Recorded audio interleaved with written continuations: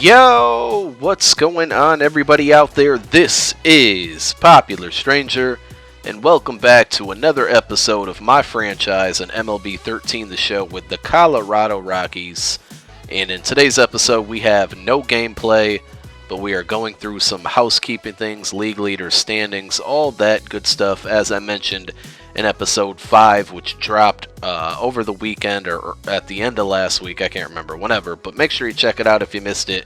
There is a playlist down below in the description, and you can find all the episodes to this series. And also check me out on Twitter, guys. My Twitter link is in the description of every video, but if you want to stay up to date on what's going on my channel and all that, make sure you follow me there. So let's get into it. You're pretty much just going to see things on the screen. I wrote a list of things I'll talk about. So yeah, that's what you have. So right now, 25-14 is the record. So doing quick math, 39 games into the season, and right now we stand 2.5 games up in the NL West. Pretty good stuff above the Giants, who we have 2 series coming up with pretty soon. And I'll mention my schedule coming up after that. Just browsing around the leagues again, I showed you the full standings, but some of the other teams, mostly the division leaders, I thought I mentioned. The Atlanta Braves are 24-15, Blue Jays are 25-14, Royals are 22-15, the Tigers are 21-16, the Angels are 24-15. The Mariners are 23-15, and the Cardinals are also 23-15. So, kind of similar records to mine. Most of these teams around the league, there's not one team that's really separated themselves from the rest of Major League Baseball. But I'm happy with where my team is already right now. And before I get into the stats, it's kind of crazy with this team, right? Going into it, and this is like the real life Colorado Rockies.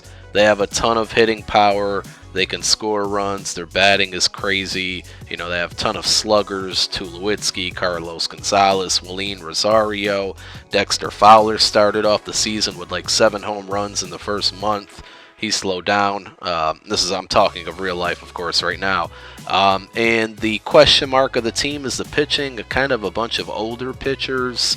Not big name pitchers. Chassin is the ace, and he's having a decent season so far, but it's been totally reverse in my season here, as I've been completely struggling to score runs, and my pitching has been really good. If you see these stats that I'm showing you here, we kind of lead the league in strikeouts and ERA and saves and lowest amount of runs allowed and hits. I guess that would be ERA and whip, but you get my point. And then we're kind of struggling as far as home runs and scoring and RBIs go, and it's puzzling. I don't know if it's just because of the difficulty of this year's game. I kind of adjusted some sliders, but I didn't want to change too much, didn't want to make it too easy. So all in all, I like the difficulty that I'm in. I'm not blowing teams out. I have a pretty even record. I'm keeping pace with the other teams, and the games are exciting, and that's all I wanted. But it's just surprising because if you watch my Miami Marlins franchise last year, around the All-Star break, I think I had 4 or 5 guys hitting 20 home runs, so it's a little ridiculous. You'll remember Logan Morrison, Adrian Gonzalez, John Mayberry, Stanton. There was just everybody was just hitting home runs. John Buck was close to 20. So just looking at some of the league leaders, Carlos Gonzalez is topping a lot of statistical categories as far as his bat goes. He's number 2 right now in the NL in batting average with a .381. Jonathan Herrera, who some of you guys have mocked my stupid, what you called was a stupid trade when I got rid of Rutledge to, I believe, get Mayberry. I can't remember, but I did 2 trades. One gave me Miguel Gonzalez, and the other gave me John Mayberry. And people in the comment section of some of my past videos have said that I've done stupid trades. And again, I just want to reiterate, I did these trades for me.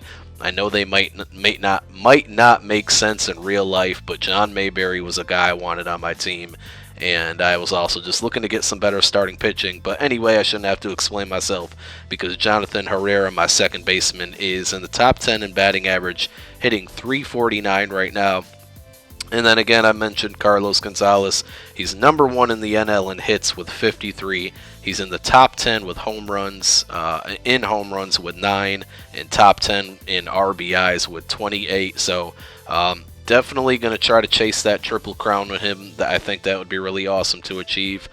Some other stats: Eric Young Jr., number 3 in the NL in steals with 14. He's just insanely fast in this game. 99 speed, 99 base running ability. Rafael Betancourt, number 4 in the NL in saves with 15.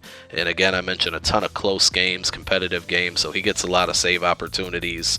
But he's been quiet after that losing streak we had with the Cardinals swept us, and the loss to the Yankees before that. And then just ERA, Miguel Batista's in the top 10.